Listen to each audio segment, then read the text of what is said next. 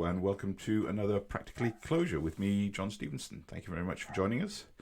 I hope you can't hear the dog barking in the background. So today I'm feeling very lazy. Oh, it's so lazy. I didn't even have a shave this morning.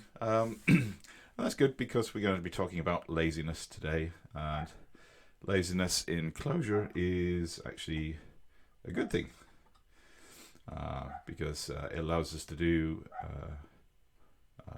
it allows us to manage large amounts of data in a very performant way, and yeah, it allows us to kind of only process the things that we actually want to process. So it saves us processing. So if we've got a massive amount of logs because somebody's forgotten to turn off log rotate, then we can just process the parts that we need. We can kind of step through the lines but only actually do something with the lines of the log file that we actually want. So we can save ourselves a lot of time, processing time, and yeah, and just computer like heating up the planet time by using laziness and only actually working on the part of the data that we actually want. So it's very, very useful. And yeah, so we're going to cover 4Clojure 62 and solve that using laziness. But first, let's just do a quick overview. So Practicalli, the website, you go to practical.li or practicalli.github.io, and you can find all the information, all the YouTube study groups we've been doing. On the playlist, there's a I think we're getting close to our 50th one. I think we've got 47 videos on there. And there's books I'm working on.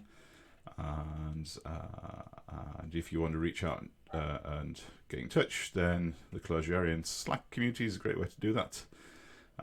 You can either reach out on the Practicalli channel, or there's lots of other really useful channels, topics. You can actually, if you've got some specific questions, feel free to go and ask them there. It's a very open and friendly community, so feel free to ask any questions about Clojure. And you can also get in touch with me at john@practical.li as well. And then if you want to support me, you can support. You can subscribe to my YouTube videos. We've got about 150 subscribers now, getting on for all. It's good to see. And I also did a sponsored ride around Britain for the Prince's Trust. I'm trying to get that up to 2,200. So if you've got a few pounds you could spare to help me with this sponsorship, it was a great experience. I cycled pretty much. It was more than that. Yeah, I think it was like 48,000 feet of climbs in 9 days, 1,000 miles. And Mount Everest is only like 30,000 feet, so it's yeah, I basically cycled up Mount Everest and a half, nearly twice. Oh my God, that's yeah, that's a long way. But it was great. It was great fun. It was a lot of hard work. I didn't quite get to raise enough to do it on the Brompton, but maybe next year. And I'll also share some photographs of the ride as well. It's actually beautiful scenery. We actually cycled all the way up this like massive, great big hill, which actually is a lot bigger. It looks a lot bigger than it is on the picture. If you actually look in at the in the distance, you see all these tiny little cyclists going all the way up that hill, and it's quite steep, and it keeps on going up. And then there's a really tight bit round there where you can't see either. But yeah, that was incredible adventure, especially when it was raining. But yeah, so if you can afford to spare a few pounds, that would be fantastic. Otherwise, you can reach out, and some people have sponsored me by PayPal me as well.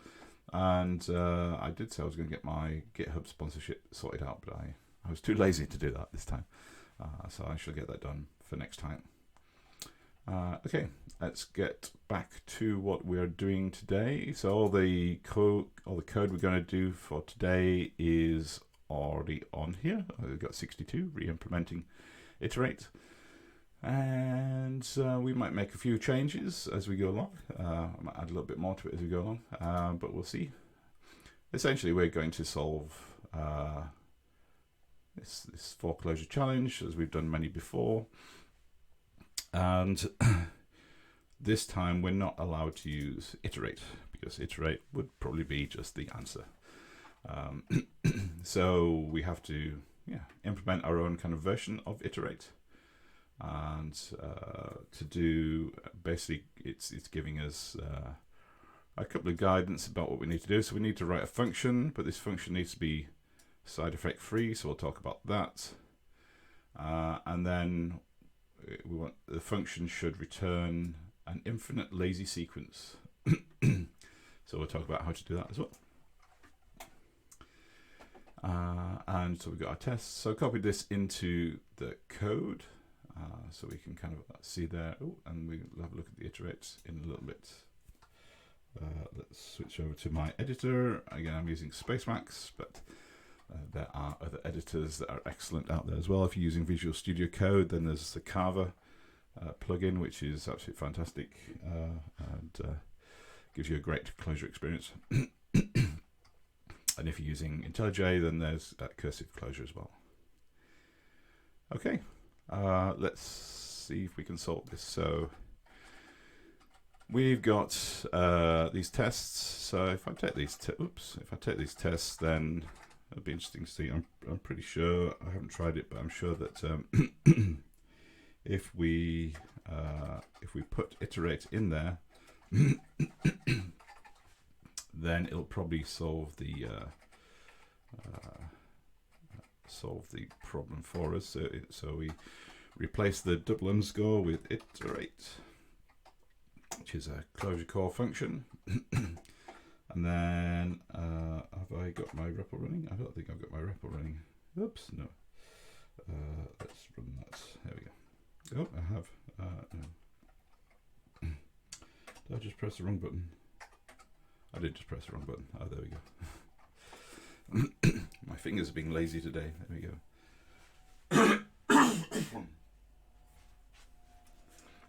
Okay. So it looks like iterate would just solve the problem for us, but we're not allowed to use that. That's unfortunate. But we can, it gives us the opportunity to go and find out what iterate looks like and how to implement our own iterate as well, which again helps us better understand how and when to use the iterate function. Oops. Iterate. So we don't want to do that.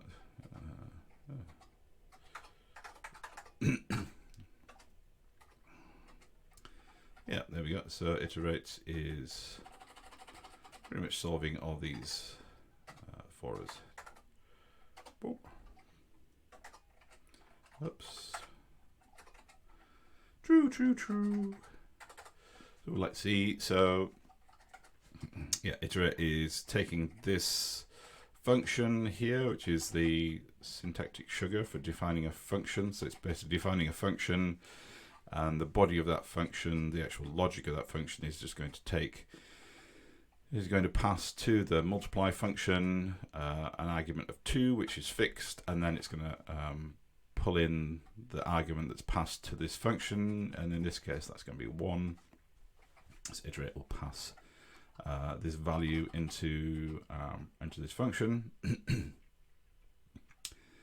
But then it's going to, so the first time it's going to generate 1 because it's just going to take the function, sorry, it's just going to take the value, and then it's going to multiply the value by then it's going to apply this function to that value, and we'll get 2 multiplied by 1, which is 2. But then it takes the result of that and passes that back into iterate, which we then get 4, and so on and so on. And then we get, and the result of that is 8, and then result of passing that back is 16. Hello. What's up? What's up, kitty? Yeah, you're being fed. What's up? Oh. Do you want to say some Clojure? You're quite lazy cat, aren't you? We'll cover lazy cats soon, won't we?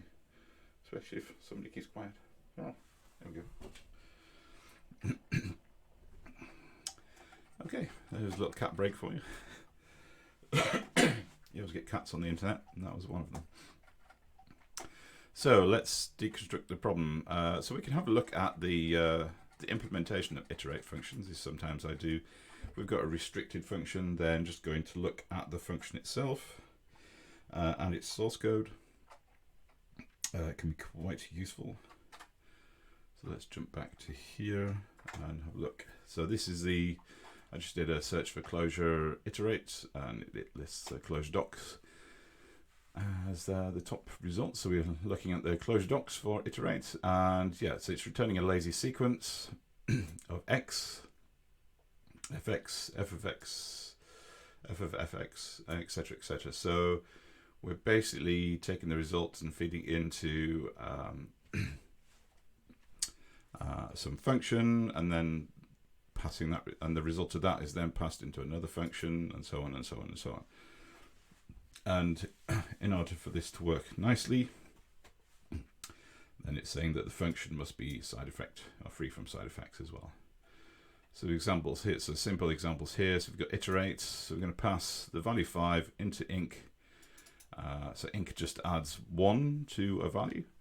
So we have the first value, which is 5, and then we just iterate, and it will generate a lazy sequence by just adding a value. So it adds 1 to 5, and then it takes that value, the result, which is 6, and then it applies the function again, which is 7 and 8 and 9 and so on and so on and so on. And because it's a lazy sequence, we wouldn't use it by itself, because it would still, well, it wouldn't really do anything. What does it actually do? So if we do this copy, let's see what it's actually going to do when we put this into the REPL. Save that just in case we blow anything up. Always good to try things out in the REPL. Well, there we go. And ooh, I'm not sure what it did there, but it did something very weird. But it'll generate like a really big sequence of numbers, all going up there. Good. There we go. Ooh. Oh yeah, I think because yeah, it's not going to blow up, because I think it stops, the REPL stops at 100. Oh, I might have blown it up. I might have blown the REPL up. Oh yes. So it's generating an infinite number of values, which I thought it might do. Unfortunately, I didn't manage to stop it in time. It's going round and round. Whoopsie. Oops, I think I've killed it. I think I've killed Emacs. Oops. So be careful about yeah, evaluating things that are too eager. So like if you did range as well by itself, then it would just generate an infinite number of values and do some nasty things to your REPL. So there's a little bit of caution to be taken with when you're generating an infinite sequence, which we're doing here. If it's not lazy, then it'll go bang. And I've killed it. Oh yes, I've definitely killed it. This is why I saved the file beforehand. Let's see if we can. Oops, wrong one. Excuse me.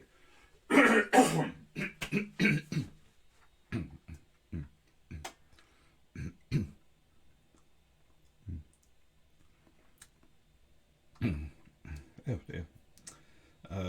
Let's see if we can kill the REPL. I might have to kill Emacs actually. Let's see. I'm just going to see if there's a Java process we can kill.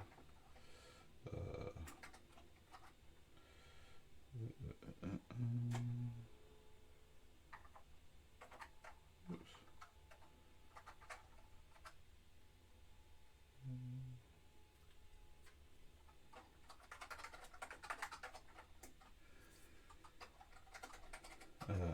So, oh yes, so this is this is probably what we want to kill.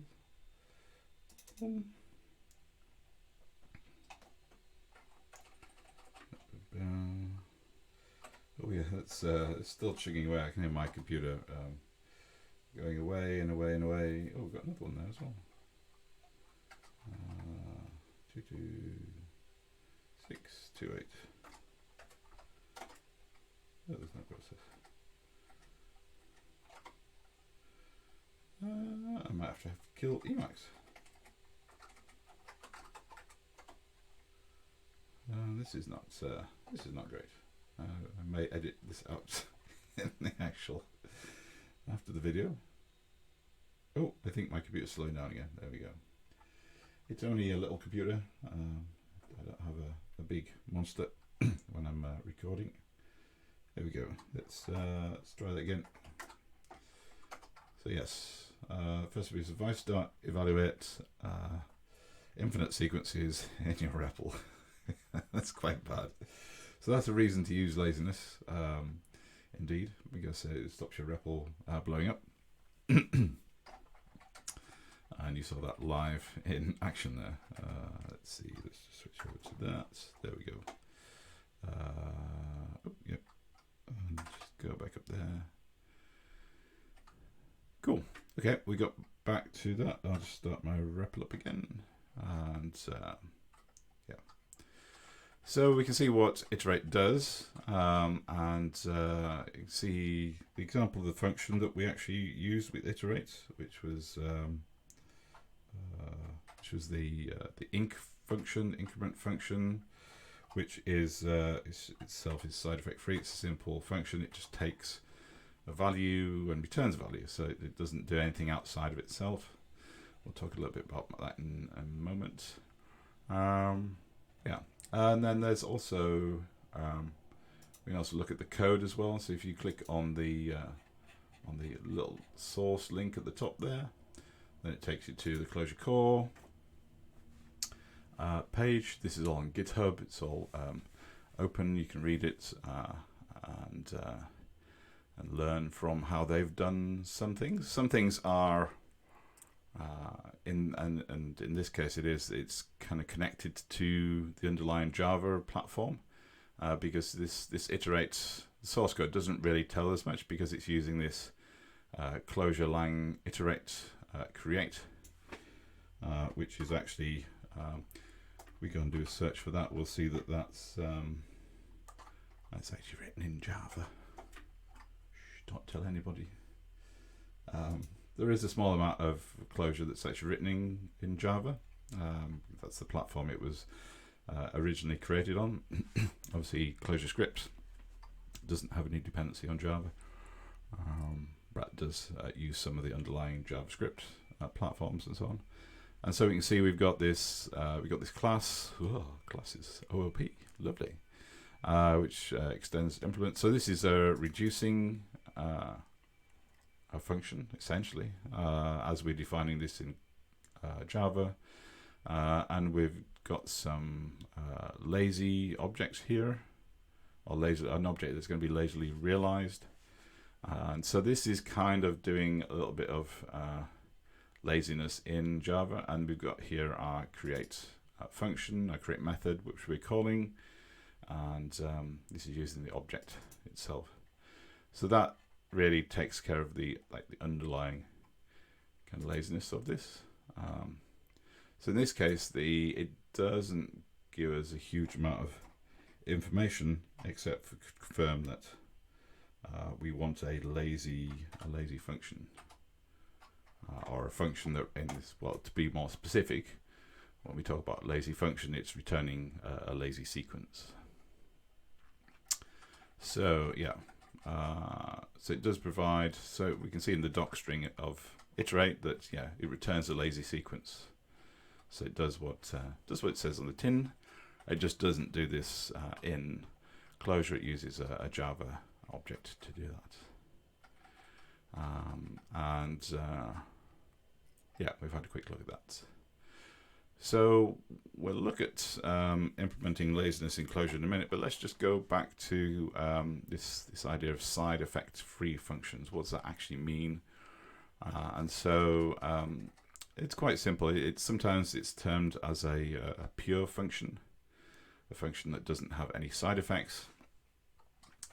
So all the data that the function uses, all the information the function uses, is passed to it by its arguments, and it doesn't share any data. It's not using any shared state, whether that be mutable or immutable. It's not using anything from the outside world if it hasn't that hasn't been passed as an argument. So if you want to pass something to, if you want a side effect free function, then it's got to take all its information from its arguments, and it doesn't use anything defined outside its own definition, and everything it does, everything it changes, all the new data it changes, anything that it's updating, that's returned as the result of evaluating that function. So there's no external output, there's no external side effects, and yeah, so that makes it a very pure function.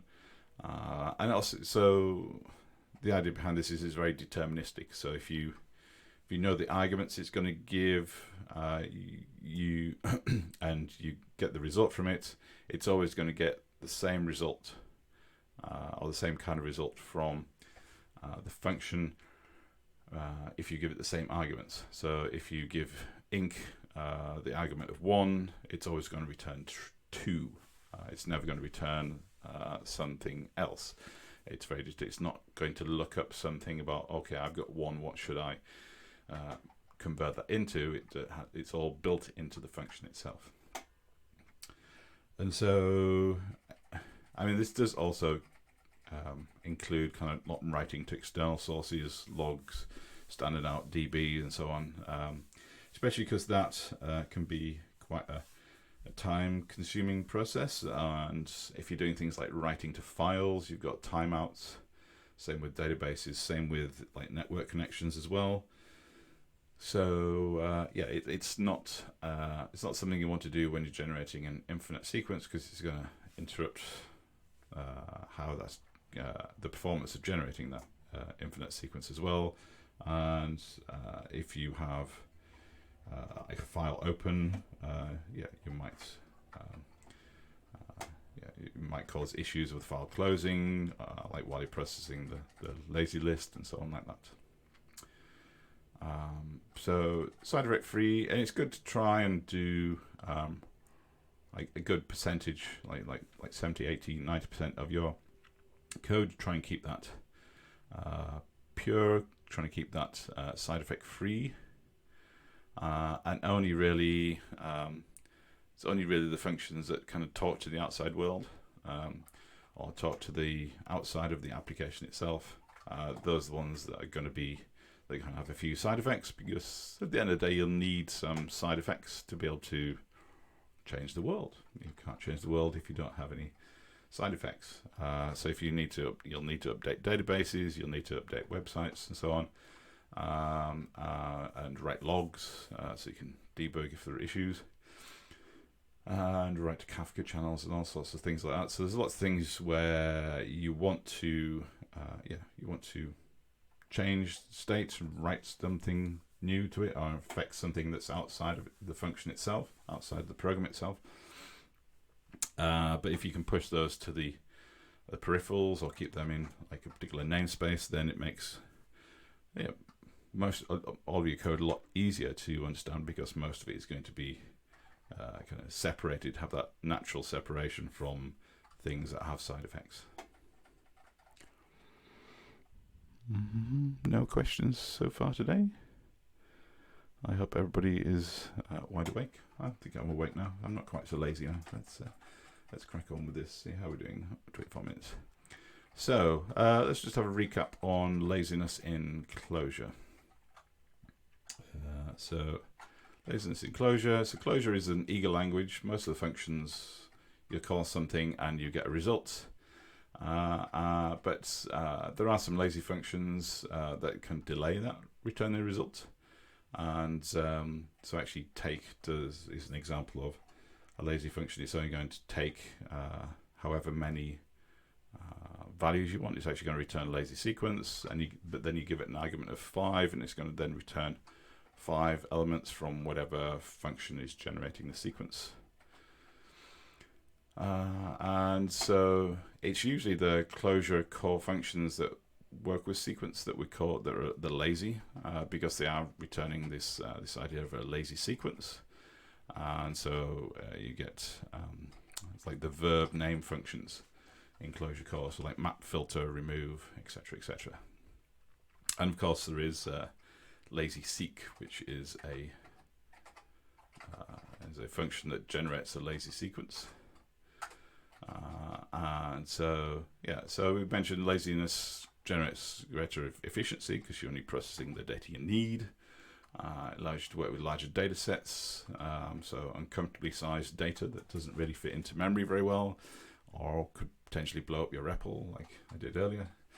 And yeah, eventually you do need to make the overall expression lazy, so you could chain together a whole range of functions that are lazy and do all sorts of different processing, so you can have like a processing pipeline of data, but do that lazily, so they'll only process the things they need to process and make it more efficient, and then just have one call wrapping around it that actually actions, makes that laziness be eager and evaluates the whole kind of nested expression you've got there, and you get your result, because you do need to have a result at some point.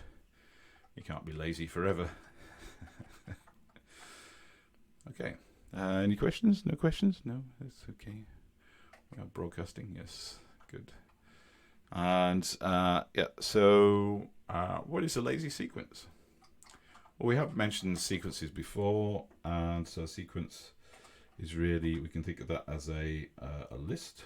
So a list is a sequence. It's just a sequence of numbers or a sequence of values. It could be, we can have strings in here as well.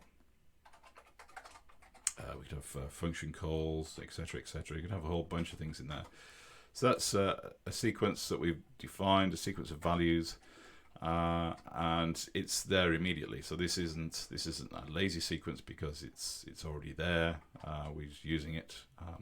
Obviously, we're not going to type out an infinite sequence in this, but we could generate.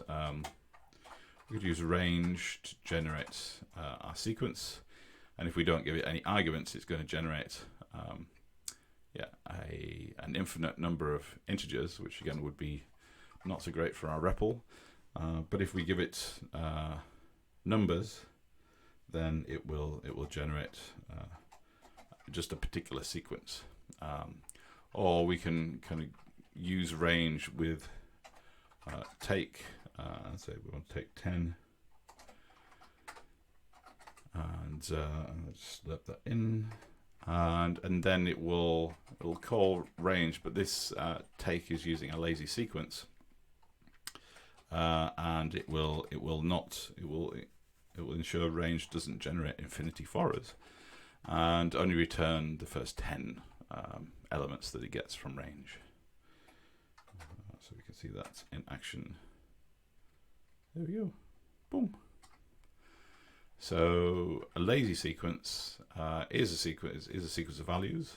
Can be any legal Clojure values, which is quite a wide range. And but it's only realized, only loaded into memory when those values are needed. So we've seen that with take 24. There we go. I didn't need to put that in. Oops. Too lazy to read my own examples.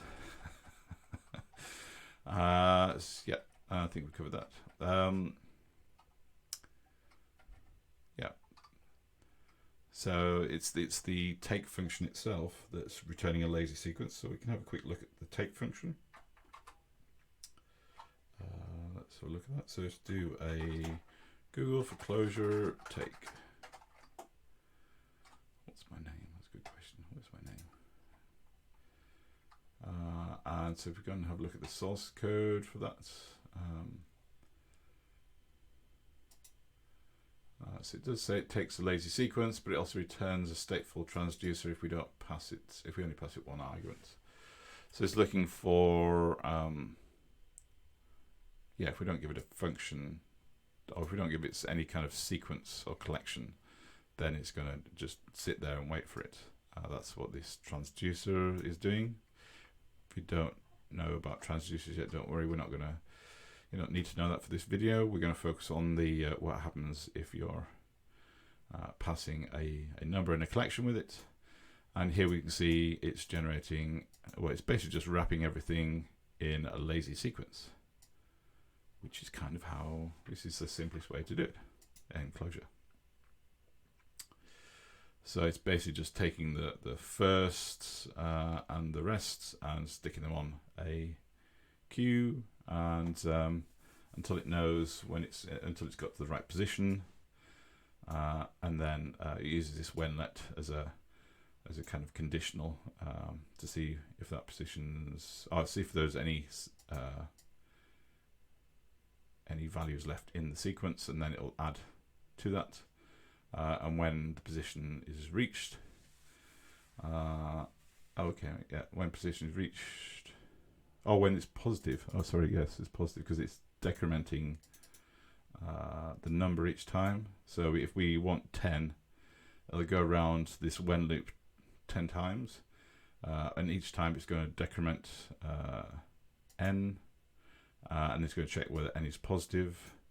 And when it's no longer positive, then so when it reaches 0, it'll decrement it to -1 and use that as a way to break out of this loop, and then returns the results of taking the first and taking the first 10 times off the sequence that we've passed in. And so to make this lazy, it's simply just wrapped it in is call to lazy sequence.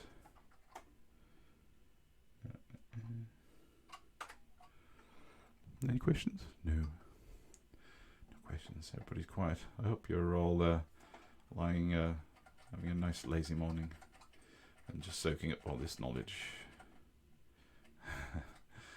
Okay. So we can have think about the actual implementation of this as well. So how does this work? So lazy sequences are just a sequence. And a sequence in Clojure is a linked list. And in a linked list, each value also has a pointer to the next value. And so essentially, like a basic understanding of that is that so a lazy sequence is only going to create a new value when its pointer is called. So it's only going to fill in the blanks when it actually needs to do that. When it's got some context. So take doesn't do anything until it gets the collection, and then it's got a number to satisfy, and so then it knows it needs to. It can process it because it knows how many values to take. And so when range starts generating stuff, then it'll say, yes, I'll take that, I'll take that, I'll take that, and then it'll stop. So it doesn't make range generate infinity and then just take 24. It's actually only getting the next step if it actually needs it. So the next value from range as it needs it, and then range is only generated, therefore, because it's wrapped in a lazy sequence, it's only generating the values it needs, and then it'll just stop. It'll just be terminated. Which is what I've said there, hopefully. And so we've got the lazy sequence function. We can have a look at that. Here I've copied it into the code here. So there's a transducer branch. I will do a video on transducers in the near future. But it's this lazy sequence thing that we looked at for take. There we go. And then did we? Oh, am I not looking at the? I'll not include that. Let's have a look at the lazy sequence function.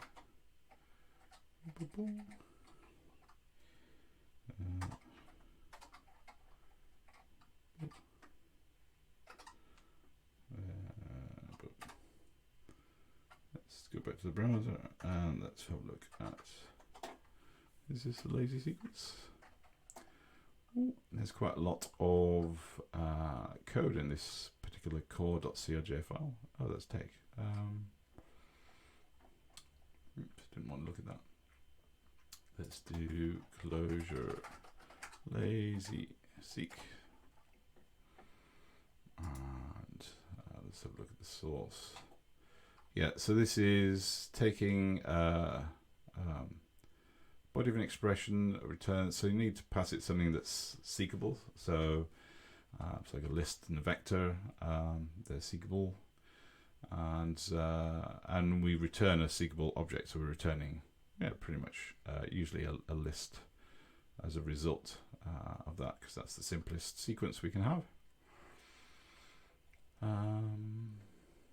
Yeah, so here they've defined positive numbers, and if you don't provide any arguments to it, it's going to just call positive numbers with 1.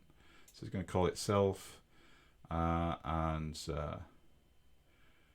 then generate like a lazy sequence of positive numbers. It's basically iterating around itself each time.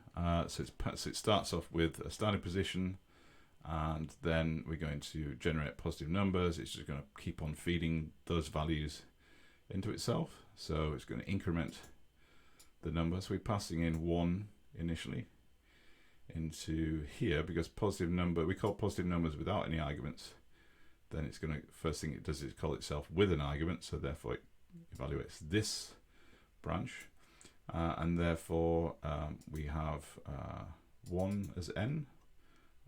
And it's going to add that to our sequence, the start of the sequence, and then it's going to generate further numbers in the sequence by incrementing n and calling positive numbers again. So it's basically going to call itself round and round, round and round, and so this will generate an infinite sequence, but it's going to do it lazily, so we don't generate the infinite sequence first and then do something with it. We actually generate the sequence as we need it, as we're actually taking the 5 values from that. Let's have a look at the source code. Should have loaded. Did I look at this? I can't remember. I looked at this. Ooh, it looks very. Ooh. It's yes, it's not the most digestible Clojure, but I guess it's because it's got a lot of type hints and metadata around it as well, and it's using this Java implemented chunk buffer. So a lot of I/O in Java is done by chunk buffer and things like that, and so because it's more efficient. So this is itself kind of a lazy implementation in Java. But we don't need to kind of look at that too much detail.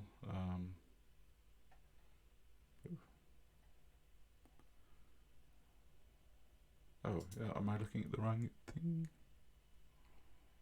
I'm looking at the wrong thing there. What are we doing? What is this doing? Oh, this is doing closure line lazy sequence. So there's a lazy sequence implemented in Java. There we go. And it's returning a list. So it kind of looks a little bit like this lazy sequence we did in take, or the branch where we give it a collection. It's kind of got the same shape as that. It's basically creating a sequence and stuff, but it's just doing it in Java. So the actual thing itself, does the implementation of lazy-seq doesn't really help us a huge amount. Well, I mean, it's interesting, but it's quite complex for what we need. We don't need to optimize it too much just to solve a 4Clojure problem. And then the seq itself. So I think in the example here, we're using this whenlet and seek. So whenlet is kind of going to bind a name, in this case s, to the result of this function, and if that's okay, if this seek collection returns a true kind of or truthy value, it doesn't have to return true or false, but something that is a value rather than something that is nil. nil is going to be considered falsy. So if something returned here nil, then whenlet wouldn't kind of call this the body its body. So whenlet is a conditional let binding when something when the expression that's going to generate the value is true. It'll do the binding, and the s value will be equal to the evaluation of this expression. So we'll have a look at that, how that works. So seq basically just turns something into a sequence. It's quite simple, straightforward, to the point. So we give it a collection, in this case a vector, it's just going to return a sequence. In this case it's going to be, it's just returning a list because that's the simplest sequence.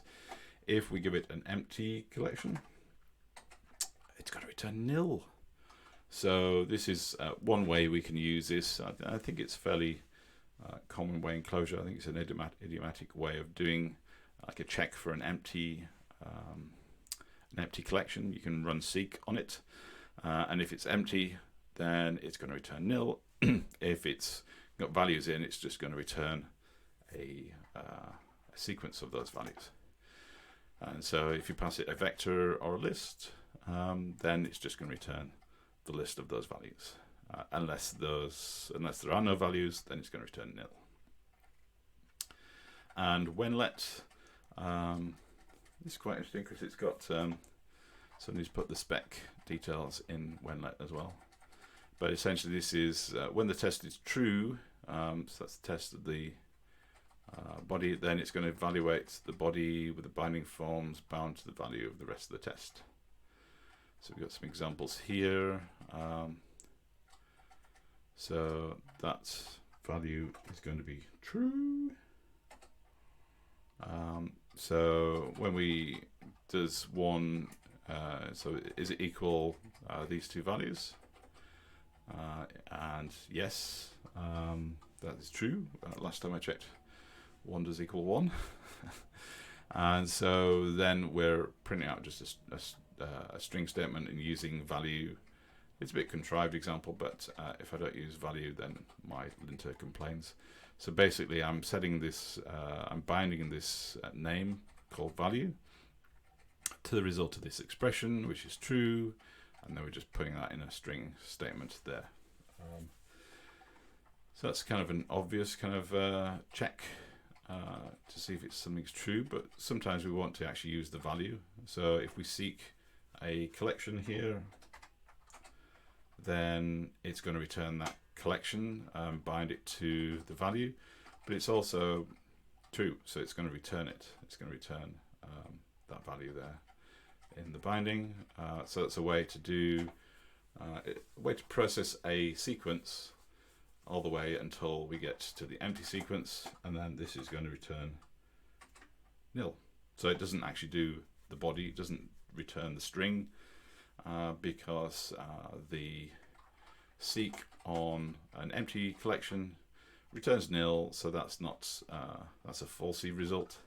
So when he's going to say, well, that's false, then okay, I'm not going to do the body, and I'm just going to stop and return the value. And I say I'm explicitly, if we explicitly do nil, then it's doing the same thing as well. Cool. So that's a few pieces of the puzzle we need to be able to solve, or to build our own iterate, I think. So we looked at laziness in general. We looked at an example using take, and what we've seen is we can create a lazy function that returns a lazy sequence by just using lazy-seq. So we can be, it's quite a lazy thing to do. In fact, you can just wrap everything just around inside a lazy-seq, and hopefully that does what you need it to do. And then we looked at seq and whenlet, because they're quite useful in our results. So let's look at implementing a function that returns a lazy sequence. So here we've just defined a function. We could also do defen as well. We could do defen, or function. Either way, it's I'm just using function because that's what 4Clojure likes. It doesn't like defn for some reason. Oh yeah, because it's not, because defn is a separate. You need two expressions. So function just allows us to define a function all in one expression. We don't have to have a separate call to it. So we define a function. We can give it a name. In this case, it's called lazy function, and it's just going to return a lazy sequence of range. So we can evaluate that, and it's just going to give us a pointer to that function.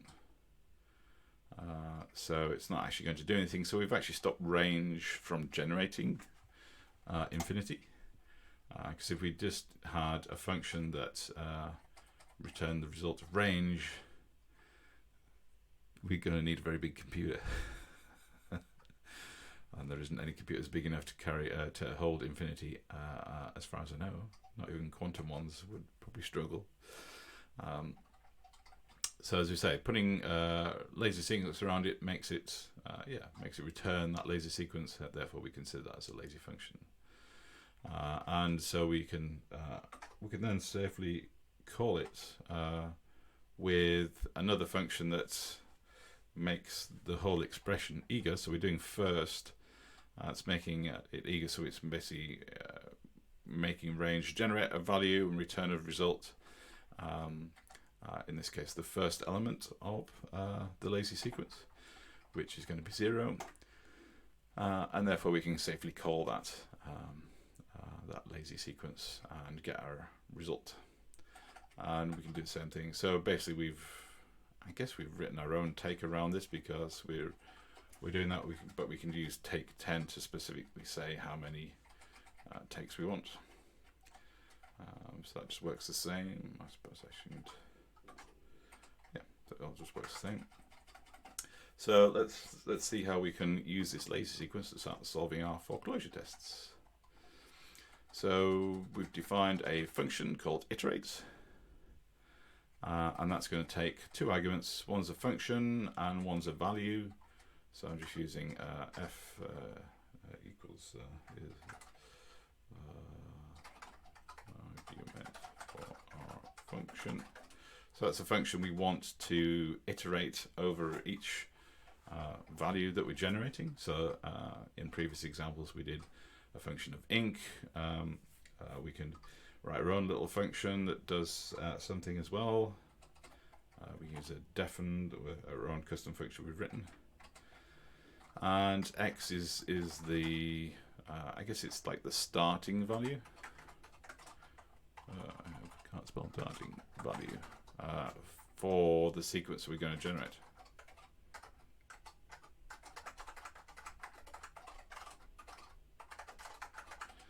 Boom. So we wrap it in a lazy sequence because we want it to be lazy. And the simplest thing to do is we just construct a collection. In this case, we're using a vector. Although it's going to generate into a lazy sequence, so it's not really, doesn't really matter as long as it's this is a seekable type of collection. So we could either use a vector or a list, and then we're adding the initial value untouched to the start of it, and then we're going to, the rest of the sequence is going to be a call to itself. So it's going to be calling iterate again. So we're calling ourselves with the function and with the value, and we probably need, we need the new value. Oh, okay, yeah, so we need, that's not right, is it? Yeah, so we need the value to be applied to that function. Did I do that? Oh yes, because that's what I did. Because if I don't apply it, then I'm just getting 0, 0, 0s. So one way to do this is you could have a let statement. So here all I'm doing in this one here is I'm just going to end up passing the same value back as an argument. So if we passed 1 in this, so we're passing, oh yeah, Here we're passing the function inc and the value is 0. And so what it's just doing is just generating a lazy sequence of zeros because we're passing the value back into iterate, but we're not doing anything with it. So we're not increasing it, we're not applying the function to the value that we're passing back to iterate. So one way we could do that is to create a let, and so the let value, we're still not doing that right, are we? Yes, because it's, oh, maybe I didn't finish that bit. Oh yeah, because this is what we want to do. We want to be able to take the value that we're passing. So f is our function and value is our value. So we take that value we're passing and we're going to do a binding. I'm going to create a new name, and that's going to be bound to the result of passing f to value, and then we can pass that new value back to iterate, and that will do the work. So that would work, and we just put that into our lazy sequence back here. So that's still a bit of a long-winded way of doing things. Hopefully I've done something, but hopefully it's very clear about what we're actually doing. So we're basically taking the initial value we're passing. So if we passed in inc and 0, that would be f would be inc and value would be 0. And then new would be applying, would be the result of applying inc to 0, so the function to the value. And then that would happen each time. But that's creating a new local binding. It's possibly not the most efficient way, but it does work.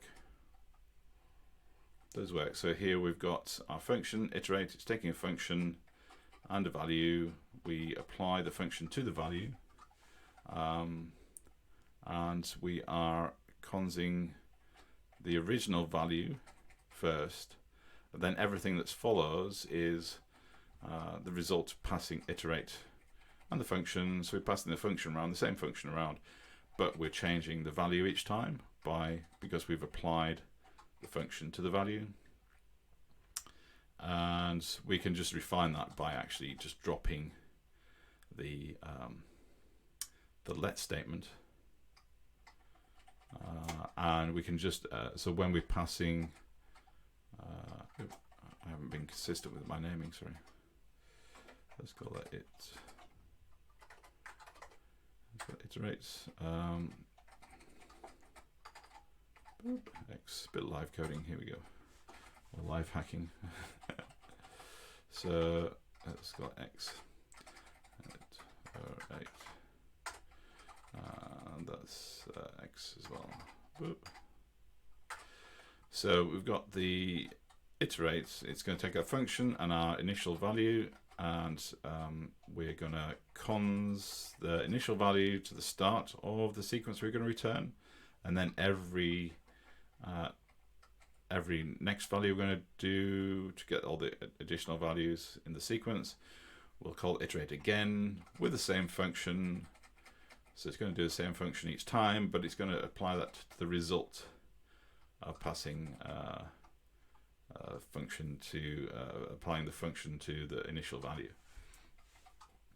And so then when we call iterate again, this is going to be the next value will be iterate f on the function of f. So it will be more like, let's see, let's just select that.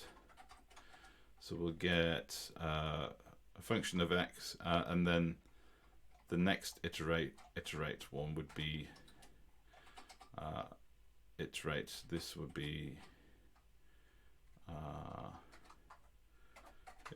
oops, can't spell. Oh, well, I've spelled the iterate wrong. Oops.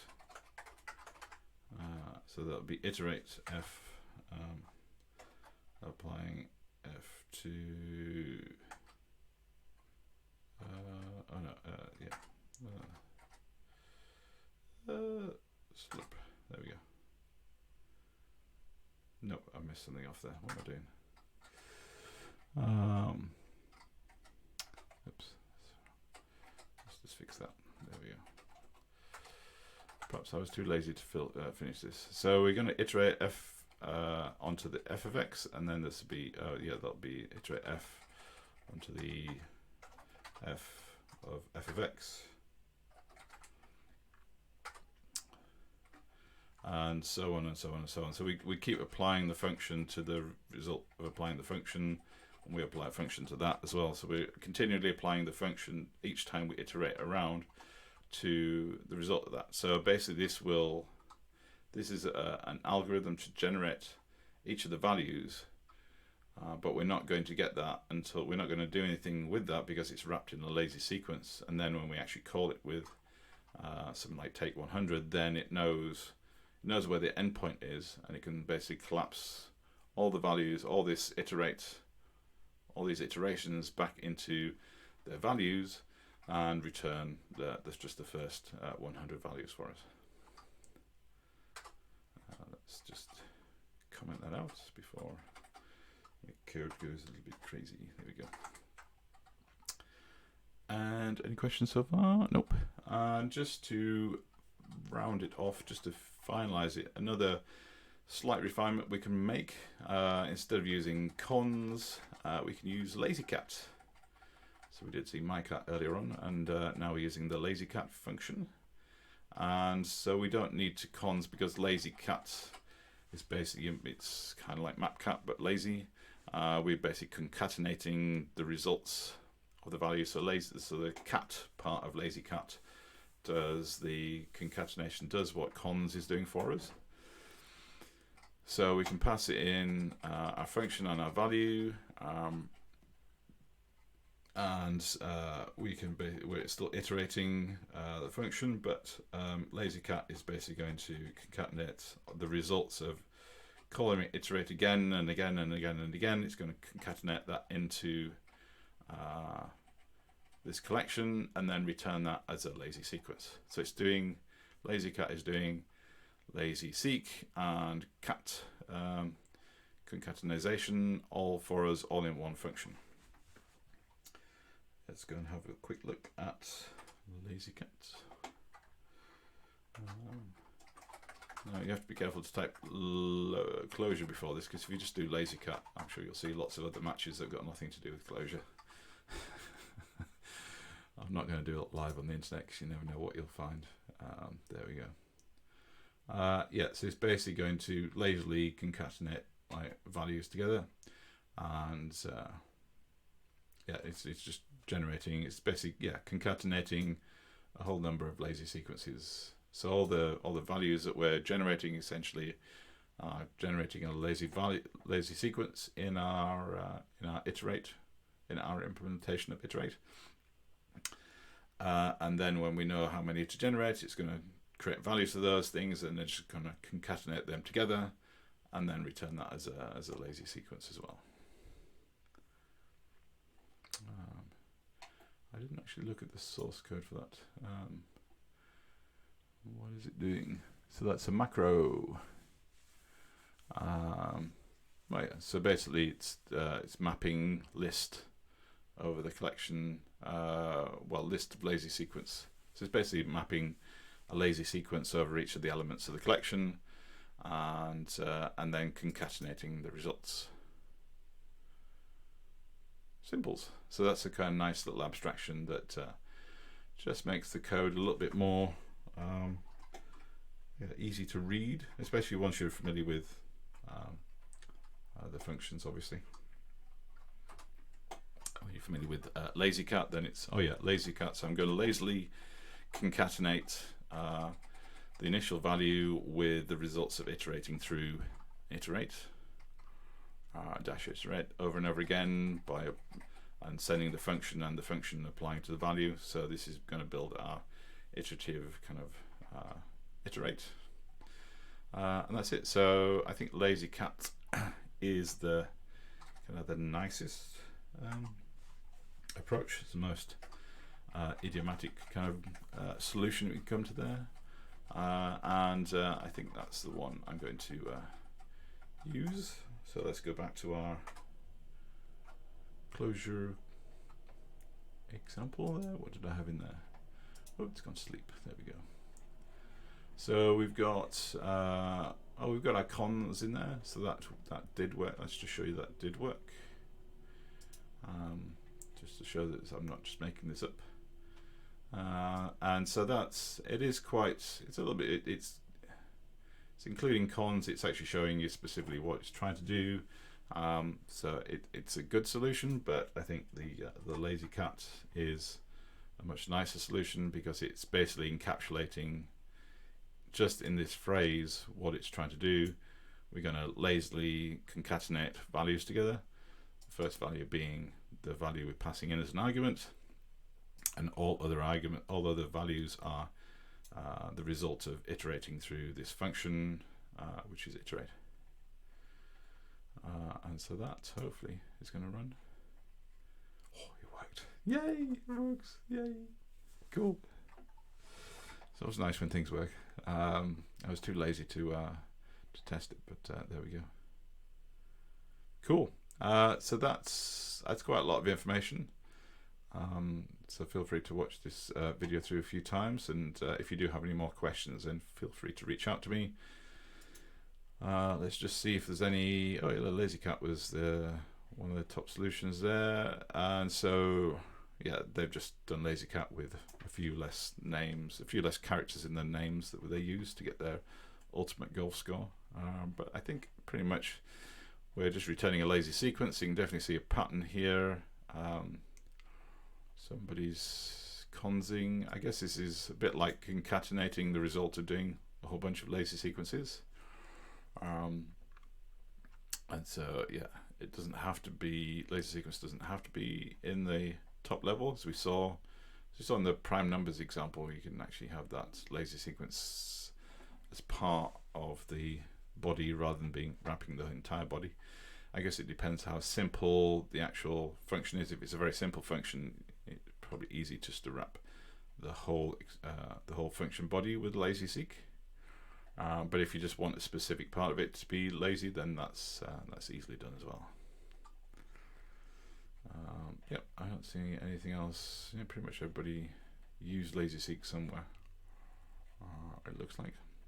I think it might be quite tricky to implement your own kind of lazy-seq. I wonder if there's a 4Clojure one for that. You never know. Cool. It doesn't look like there are any questions, so I'm going to wrap it up there. Thank you very much for listening. If you want to get in touch, then again, oops, it's gone to sleep. Feel free to go to the Practicalli website where we've got all the information on the videos and the books. And as I mentioned before, you can reach out to me on the Slack community. You can either send me a direct message. And if you click on here, it'll give you a link. There's a link to the sign up page. If you don't have an account, you can just create a free account on the Clojure and Slack. And then you can join in with the rest of the community, or you can just ask me things. You can ask me on Practicalli, and you can send me a direct message. Or if you want to, if you're not sure about using Slack, then you can also reach me at john@practical.li, just like the website. And I'm happy to kind of help you understand any of the videos that we've been through and any questions you have on Clojure. It's always useful for me to answer questions because it helps me learn as well. All right, thank you very much for joining me, and hopefully we'll see you next time. Thank you. Bye-bye.